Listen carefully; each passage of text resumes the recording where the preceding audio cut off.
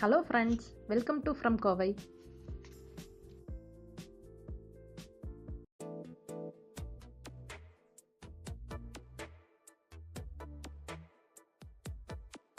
இந்த போறப்பு தான் நல்லா ருசிச்சு சாப்பிட கிடைச்சது. இன்னைக்கு பருப்பு சாப்பாடு எப்படி செய்யணும் பார்க்க போகிறோம்.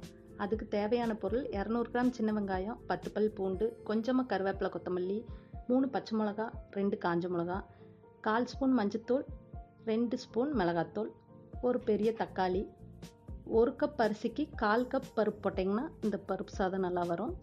இது கோயம்புத்தூர் ஸ்பெஷல். இந்த சாப்பாட்டை கோயம்புத்தூரில் அரிசியும் பருப்பு சாப்பாடுன்னு சொல்லுவாங்க. வாங்க எப்படி செய்யலான்னு பார்க்கலாம். ஒரு குக்கர் அடுப்பில் வச்சுட்டு 3 கரண்டி எண்ணெய் விட்டுக்குங்க.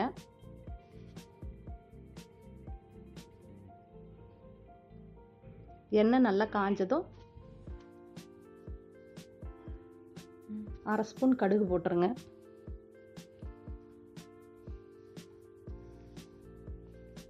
கடுகு நல்லா வெடிச்ச உடனே எடுத்து வச்சிருக்க சின்ன வெங்காயம், பூண்டு, கருவேப்பிலை எல்லாம் போட்டு ஒரு 2 நிமிஷம் நல்லா வதக்குங்க.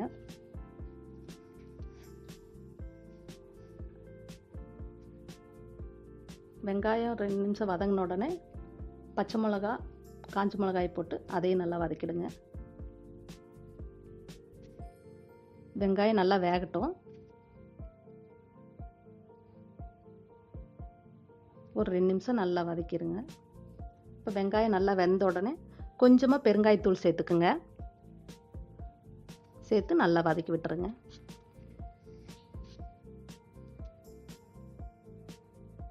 இப்போ கட் பண்ணி வச்சுருக்க தக்காளியை சேர்த்து கொஞ்சமாக உப்பு சேர்த்து வதக்கிடுங்க. எப்பவுமே தக்காளி வதங்கறதுக்கு உப்பு போட்டு வதக்குனீங்கன்னா சீக்கிரமாக வதங்கிடு தக்காளி.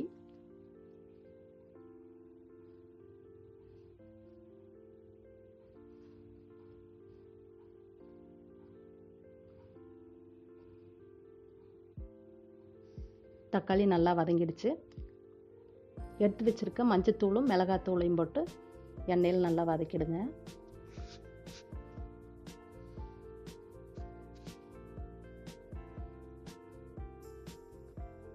இப்போ கழுவி வச்சுருக்க அரிசியை இந்த எண்ணெயில் போட்டு ஒரு 2 நிமிஷம் நல்லா பெரட்டிடுங்க. இப்படி பெரட்டினீங்கன்னா சாப்பாடு குழையாமல் நல்லா உதிரி உதிரியாக வரும். இல்லை உங்களுக்கு சாப்பாடு குலைவாக வேணும்னா நீங்கள் தண்ணி வச்சுட்டு ஸ்ட்ரெயிட்டாக அரிசி போட்டுக்கலாம்.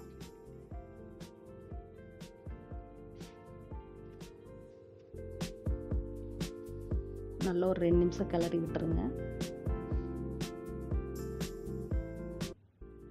இந்த அரிசிக்கு பார்த்தீங்கன்னா 1 டம்ளருக்கு 1.25 டம்ளர் தண்ணி வச்சிங்கன்னா கரெக்டாக இருக்கும். கொஞ்சம் குறைவாக வேணுன்னா நீங்கள் 2 டம்ளர் வச்சுக்கலாம்.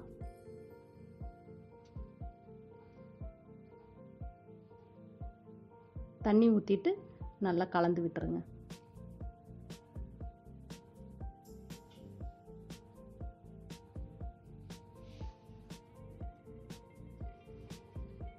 கடைசியாக கொத்தமல்லி தழை போட்டு உப்பு காரம் எல்லாம் கரெக்டாக இருக்கான்னு பார்த்துருங்க.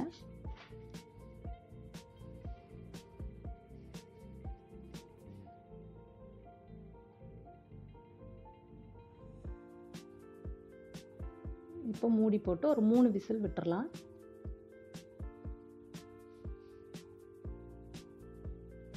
மூணு விசில் வந்துருச்சு. இப்போ திறந்து பார்க்கலாம்.